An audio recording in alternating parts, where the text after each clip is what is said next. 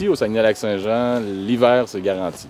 Puis, nous, au niveau de la motoneige, on offre des services de guide uniquement. Donc, souvent, une clientèle qui est habituée, qui ont leur propre motoneige, bien, on peut fournir un guide pour les amener soit à faire du hors-piste ou encore organiser un circuit avec un guide. Donc, on assure la sécurité.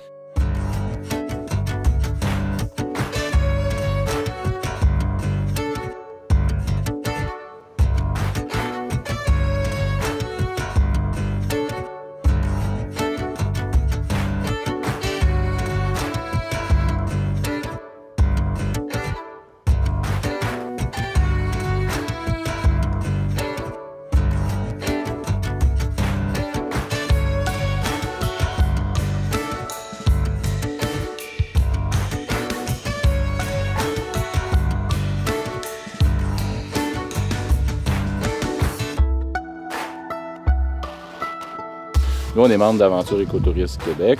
Vous connaissez l'association, c'est une association professionnelle. Donc, nous, on a des normes à respecter de sécurité et en même temps, ça engage la qualité. Parce que quand on s'occupe des gens, on s'assure de les ramener à bon port. Donc, on mise beaucoup sur la prévention et sur la sécurité. Je présente les sentiers de motoneige de la région du Saguenay-Lac-Saint-Jean.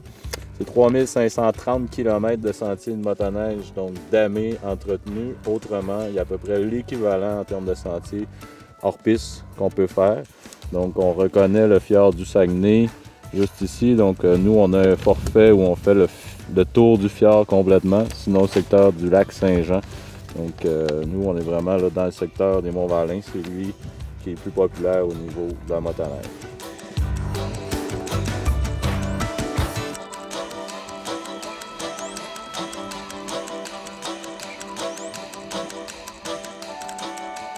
Nous, en fait, on est la prolongation d'une entreprise pionnière en tourisme d'aventure au Québec.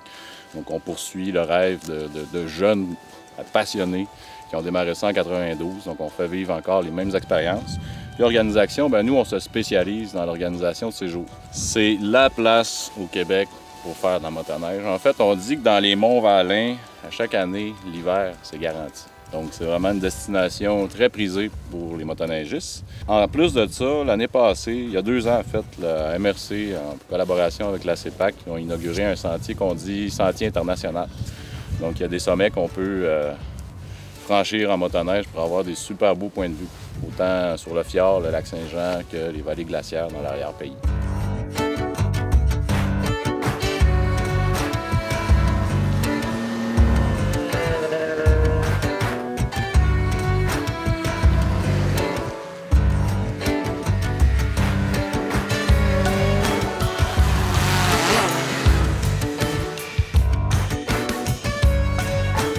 Bien, nous, notre formule qu'on aborde au niveau de la raquette, c'est ce qu'on appelle des éco-safaris. On connaît les safaris africains. Bien, nous, au Québec, été comme hiver, on fait vivre des safaris. Donc, ce qu'on appelle des éco-safaris.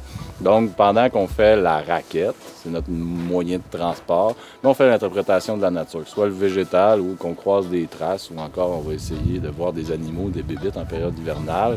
Et quand on en voit, bien, on en fait l'interprétation. Donc, c'est pas focus uniquement sur l'activité comme telle de raquette.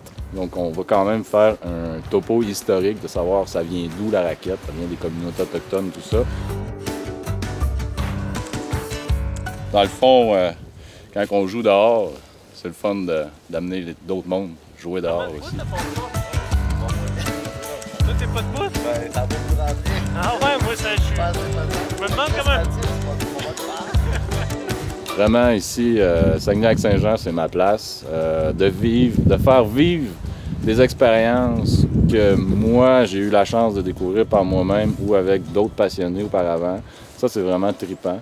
Et d'être avec la clientèle et de voir leur visage changer, sortir de leur zone de confort, avoir peur, tripper, plonger dans la neige, être impressionné par notre environnement parce que c'est quand même assez unique, là, même dans le monde.